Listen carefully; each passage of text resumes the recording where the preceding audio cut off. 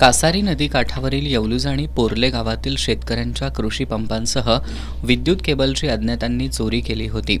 त्यानंतर आता येवलूज परिसरातील अनिल आडनाईक, प्रकाश मिसाळ, जयसिंग चौगले, दिलीप भोळे आणि बापूसो आडनाईक या शेतकऱ्यांचे कृषी पंपही चोरट्यांनी चोरून नेलेत. एका शेतकऱ्यानं तर कृषी पंप चोरीला गेल्यानंतर नवीन आणून बसवला.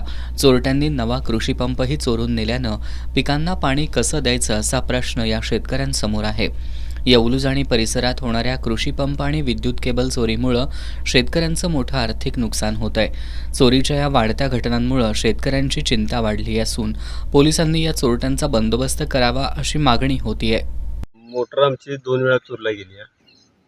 पहिल्यांदा गेली, पाणी चालू करायला आल्यावर आम्हाला कळालं.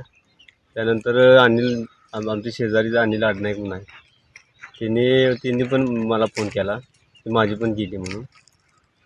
त्यानंतर महिनाभर मी काही पंचायत केली नाही. त्यानंतर दुसरी आणून बसवली.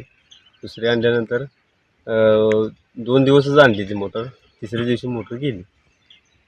लागवड टाकून पाणी चालू करायला आलो होतो. चालू करायला आल्यानंतर तिथं आल्यानंतर मोटरचे नळ काढून टाकले आणि मोटर चोरीला गेली.